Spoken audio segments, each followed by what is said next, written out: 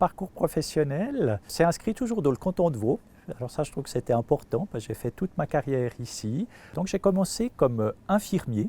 J'ai travaillé pendant une quinzaine d'années dans le cadre du CHUV, à l'hôpital orthopédique. Au bout de 15 années, je me suis dit, ben voilà, quel est le sens des soins pour moi? Et je me suis dit que le monde des IMS pouvait répondre finalement à mes aspirations, peut-être en m'éloignant d'un aspect très technique pour me rapprocher d'un côté qui était plus humain, qui avait du sens pour moi. Et ensuite, ben voilà, carrière faisant, on m'a proposé de reprendre le Château des Novales, petit EMS sur la commune de Blonay, où là j'ai été en activité en tant que directeur de l'établissement pendant 4 ans et demi, avant de rejoindre cette magnifique fondation qui est la Maison du Pèlerin. J'ai fait une formation d'infirmière au départ, et puis après j'étais assez orientée vers les soins aigus.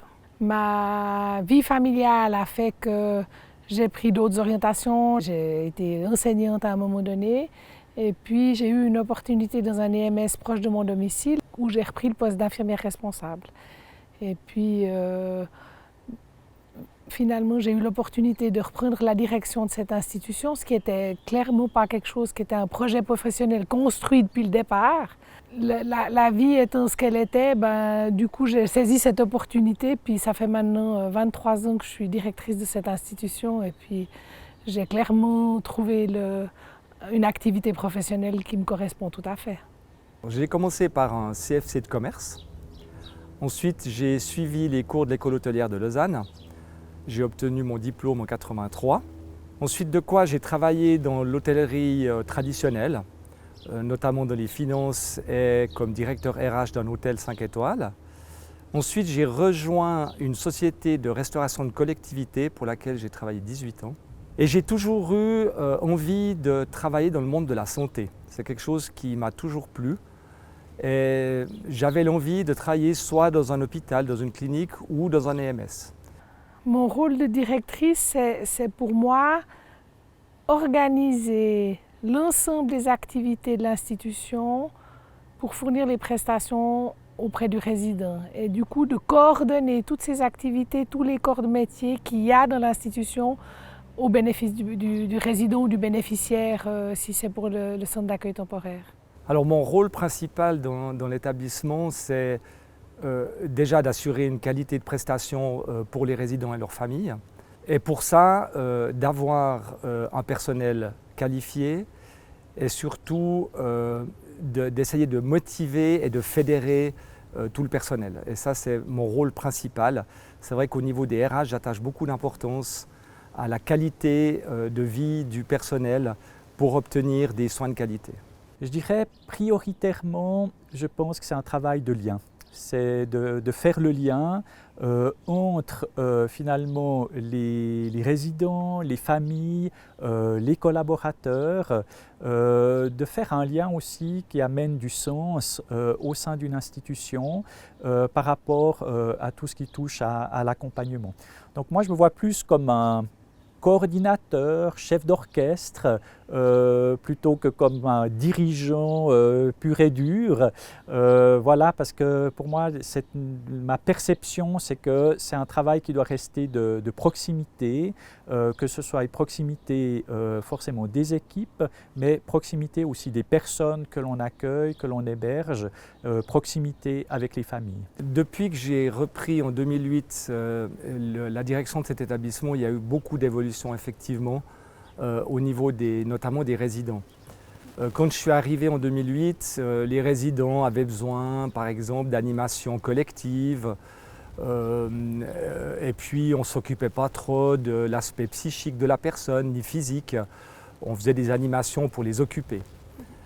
Aujourd'hui, le résident a besoin d'une animation beaucoup plus individuelle. Aujourd'hui, je m'occupe principalement de l'aspect psychique de la personne et de l'aspect physique. La raison en est la suivante, c'est que je me suis toujours posé la question comment donner du sens quand on a plus de 80 ans, qu'on est dépendant des autres et qu'on habite dans une institution comme un EMS. Et ça m'a toujours interpellé et j'essaye de trouver une réponse à travers justement une animation axée plus sur le psychisme et sur les capacités physiques des personnes. Je dirais que la principale évolution, c'est que les personnes, finalement nos bénéficiaires, arrivent beaucoup plus tard en IMS. Moi j'ai connu des personnes qui arrivaient entre 75 et 80 ans, qui étaient encore relativement actives. Voilà, on avait quand même une espérance, je dirais, de vie qui était encore relativement longue, hein, même si c'était voilà, plutôt la dernière étape de la vie, mais 4-5 ans, ce qui permettait de se projeter. Aujourd'hui, je vois que l'évolution fait que les résidents arrivent tard en IMS et puis de ce qu'on appelait peut-être projet de vie, maintenant on est vraiment venu pour moi dans un accompagnement qui est sur la qualité de ces derniers instants de la vie. Peut-être moins de grands projets, mais se centrer beaucoup plus sur cette qualité, sur le plaisir du quotidien, vraiment avoir du plaisir dans des toutes petites choses. L'autre évolution que je vois aussi, c'est dans les attentes finalement qui ont aussi passablement évolué, que ce soit des résidents mais aussi des proches, avec des résidents qui finalement privilégient justement ce côté plus relationnel, de contact, et d'un autre côté aussi avec des attentes plus individuelles. On voit qu'on est vraiment passé peut-être d'une société plus sur des approches collectives, hein. On s'imagine toujours les familles qui vivaient ensemble avec plusieurs générations sous le même toit, et puis aujourd'hui beaucoup plus centré sur l'individu. Donc là, ça nous a aussi obligés à nous adapter finalement et puis à se centrer sur des besoins beaucoup plus personnels, plus individuels, mais toujours en pensant à devoir les intégrer finalement dans un fonctionnement, dans une organisation qui se veut collective. Les besoins des bénéficiaires, ils n'ont pas changé, les besoins restent les mêmes. Par contre, le niveau d'exigence ou la manière de fournir la prestation est susceptible de changer. Et les gros changements sont surtout au niveau des bâtiments, de l'architecture, une plus grande individualisation de la prise en compte des demandes des bénéficiaires et des proches, une meilleure intégration des proches aussi dans la prise en charge des résidents ou des bénéficiaires CAT. Et puis peut-être que si on prend le panel des partenaires, un niveau d'exigence qui augmente ou qui évolue plutôt qu'il augmente, parce que finalement il était déjà là avant mais il était différent. Aujourd'hui il évolue vers quelque chose de plus précis et des exigences qui correspondent aussi à l'évolution de notre société, qui n'a pas les mêmes exigences qu'il y a 25 ans en arrière. Pour moi, l'important c'était de travailler sur le psychisme et le physique de la personne. Donc j'ai commencé par engager une art-thérapeute, ensuite un musicothérapeute, ensuite une hypnothérapeute. Tout ça pour amener la personne à mieux gérer cette étape de vie.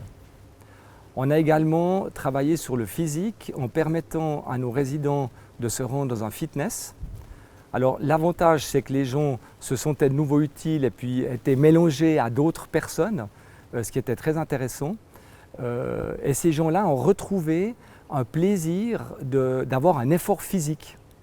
Et puis ils avaient l'impression qu'on pouvait donner du sens enfin à sa vie. Au niveau financier, par rapport aux thérapies alternatives, je n'ai pas de solution. Aujourd'hui, c'est l'EMS qui paye cette prestation-là. L'État ne reconnaît pas effectivement ces thérapies-là. Alors oui, elle prend une dotation, une petite dotation dans le calcul, mais ça s'arrête là. Alors aujourd'hui, j'ai les moyens financiers de pouvoir offrir ça aux résidents, donc je le fais. Mais il faudra qu'on trouve une solution à terme parce que je suis convaincu et persuadé que c'est l'avenir pour les EMS. En plus de ça, quand je suis arrivé à l'EMS, on était plutôt dans l'accueil de gens en gériatrie ou psychogériatrie compatible. J'ai eu la chance de pouvoir accueillir une dame beaucoup plus jeune avec une pathologie dégénérative, ce qui nous a permis de tester un nouvel accompagnement. 5-6 ans après, j'ai accueilli une nouvelle personne et aujourd'hui j'en ai un peu plus de 10 qui sont des gens jeunes. Et je dois dire que ça c'est une innovation incroyable et ça permet d'amener un nouveau dynamisme dans l'établissement tant au niveau des résidents, je dirais un peu traditionnels, que des employés. L'État ne prévoit pas en fait dans les EMS l'accueil de gens beaucoup plus jeunes. Alors bien évidemment ils sont traités au niveau financier comme une personne âgée qui peut rentrer en EMS. J'ai eu plusieurs contacts avec l'État, on n'a pas trouvé de solution aujourd'hui, notamment dans l'accompagnement. C'est vrai que les gens jeunes ont besoin d'un accompagnement quand même différent qu'une personne âgée, avec peut-être il faudrait une augmentation des capacités ressources humaines par rapport à ça. Mais je n'ai pas trouvé pour l'instant la solution avec l'État. Il y a 25 ans, la communauté, la collectivité faisait que l'individu devait s'adapter à la communauté. Aujourd'hui, la communauté, on reste un lieu collectif de vie, mais on doit, tant que faire se peut, s'adapter le plus possible à l'individualisation. Donc, le paradigme a évolué vers une individualisation dans la communauté, alors qu'avant, c'était la communauté qui probablement avait le plus grand poids. Donc ça, c'est la grande évolution des exigences de la société et dès lors de nos partenaires. Au niveau financier, les exigences ont changé en termes de contrôle essentiellement. C'est vrai qu'on est contrôlé sur bientôt tout et on n'a plus une grande marge de manœuvre. Par contre, notre rôle, il est clairement autour de, avec les ressources financières qu'on a et les ressources matérielles et les ressources humaines, arriver à fournir la meilleure prestation. Et notre rôle, il est vraiment autour de ça. Donc j'ai vraiment le sentiment que finalement, on évolue aussi avec la société. C'est la société qui modifie ses exigences. Et on ne peut pas rester figé à ce qui se faisait il y a 25 ans en arrière. La nouvelle génération doit défendre sa liberté de diriger. L'État nous oblige aussi à des contraintes légales qui sont de plus en plus importantes et qui nous brident. Et on doit défendre notre liberté de directeur. On nous demande des formations importantes, HES plus une formation de directeur avec un diplôme fédéral. Et finalement, notre marge de manœuvre, elle est extrêmement faible. Je pense que l'État, alors, à sa politique, je dirais. Eux, ils ont vraiment une orientation qui, à la base, se veut sur ce maintien à domicile. Maintenant, je dirais que l'État a favorisé peut-être au travers des réseaux, au travers des BRIO, a essayé de coordonner, si on veut bien, d'offrir des passerelles et des liens entre ce qui se fait avant l'entrée en EMS et puis ce qui se faisait encore à domicile, dans le cadre peut-être du domicile, des soins à domicile, des appartements protégés. Donc on voit que maintenant la prise en charge est non plus uniquement centrée sur l'établissement, mais on voit qu'on est entré dans une prise en charge, je dirais, multiple. Des personnes qui viennent d'abord en court séjour, puis après qui retournent chez elles, qui reviennent, qui viennent en appartement protégé, qui passent de l'appartement protégé dans l'EMS. Donc je pense que là, le rôle de l'État a vraiment été de coordonner ces éléments-là. Maintenant, je dirais que l'État nous soutient d'une certaine manière, a plutôt engendré pour nous une remise en question plutôt de nos pratiques et a mis en place à mettre en place des dispositions. On est beaucoup plus maintenant dans l'accompagnement, les soins palliatifs, l'accompagnement spirituel, donc où on a dû développer finalement des nouvelles compétences. Alors l'État nous soutient par rapport aussi à ceci, parce qu'il favorise certaines formations, il finance certaines formations. Les réseaux sont aussi à disposition où on peut faire appel à des équipes mobiles pour accompagner les établissements. Alors c'est à la fois un aspect positif et puis quelque part nous on voit que ce qui est important ça reste quand même le lien direct. On ne peut pas non plus tout externaliser, faire toujours appel à des personnes qui viennent de l'extérieur pour des conseils. Donc c'est aussi à nous de nous mettre à jour, à nous finalement de nous former. Donc on voit qu'on a été obligé d'adapter aussi l'offre de prestations par rapport à ces attentes et puis à ce changement de population, je dirais, d'accompagner les derniers instants de la vie. La politique sociale sanitaire, elle influence les réflexions stratégiques de l'institution.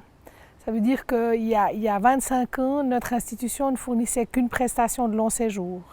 Et puis aujourd'hui, nous fournissons également des prestations de CAT, de centres d'accueil temporaire, mais on est également dans des projets à moyen long terme de logements protégés.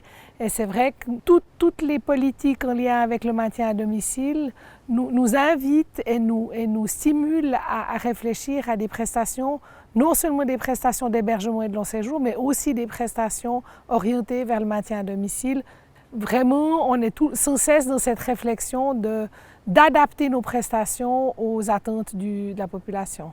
Dans le cadre des projets qu'on a déjà réalisés aujourd'hui ou qu'on a pour le futur, en particulier pour le logement protégé, on est évidemment en partenariat tant avec la commune qu'avec les organismes de soins à domicile, mais évidemment tout ça en collaboration avec l'État. Alors ça dépend toujours de l'avancement du projet. Le centre d'accueil temporaire, évidemment, c'est aujourd'hui quelque chose qu'on fait en collaboration avec l'État, mais où on a des partenaires communaux, des partenaires d'organismes de soins à domicile. Pour le logement protégé, aujourd'hui, c'est essentiellement les communes qui sont des initiateurs et qui s'approchent des institutions pour initier un projet dans ce sens-là. Le message que j'aimerais faire passer aux futurs directeurs, c'est d'être conscients qu'ils doivent garantir à leurs employés de bonnes conditions de travail. Pour moi, c'est primordial. Si on veut fidéliser le personnel, ce qui est très important pour les résidents âgés, si on veut des prestations de qualité, il faut que le personnel trouve aussi des conditions de travail optimum. Je dois dire que diriger un EMS, c'est extraordinaire. On a un retour direct des résidents. Ils ne sont jamais mécontents, ils ont toujours le sourire. C'est vraiment valorisant de pouvoir se dire qu'on permet à ces personnes de finir leur vie dans les meilleures conditions possibles. Et ça, c'est extraordinaire. Et quand on voit les familles de ces résidents qui sont reconnaissantes par rapport à tout ce travail, eh bien, je dois dire que c'est extrêmement gratifiant. Donc, je vous encourage à vraiment aller dans ce chemin de direction et puis à motiver votre personnel. Le message que j'aurais envie de passer, si quelqu'un veut prendre un poste de direction d'institution médico-sociale avec des prestations d'hébergement, de maintien à domicile, il faut que l'activité ait du sens. Il faut qu'on y trouve du plaisir parce qu'il y a aussi des moments difficiles. Et pour pouvoir traverser ces moments difficiles, il faut avoir de bonnes connaissances et de bonnes compétences de relation à l'autre, de communication, de gestion de l'émotion pour rester dans des positions où on décide en étant le plus rationnel possible, tout en ayant quand même toujours à l'esprit l'émotion qui va arriver chez l'autre et qui est vécue par l'autre dans l'institution. Personnellement, je trouve qu'on fait un métier magnifique. Je pense qu'on a un métier réellement au cœur de l'humain, où peut-être au-delà des aspects très structurés, peut-être quelquefois rigides, peut-être très légalistes, légiférés et autres, on peut apporter une âme. Et je pense que c'est ça qui est important dans un établissement, que ce soit vis-à-vis des résidents, vis-à-vis des familles. Je pense qu'on peut vraiment apporter qui on est, quelles sont nos valeurs, qu'est-ce qui est important pour nous. Moi, je me suis dit, pourquoi je fais directeur? Mais quelque part, j'avais cette créativité, cette envie aussi de pouvoir apporter, d'influencer, mais dans le bon sens du terme, mais de pouvoir influencer sur qu'est-ce que pour moi, finalement, une bonne prise en charge, un bon accompagnement. La même chose pour les collaborateurs. Je pense que la manière dont on peut agir en tant que directeur, on peut créer des beaux endroits, des endroits qui ont du sens et qui sont, je dirais, des endroits, je pense quand même, privilégiés dans le cadre d'un milieu de travail. Je me suis toujours dit, en tant qu'infirmier, et je dis souvent à mon personnel soignant, si par exemple vous voulez vraiment être à l'endroit au cœur des soins, mais par rapport à l'essence de ce que c'est que le métier, venez travailler en EMS.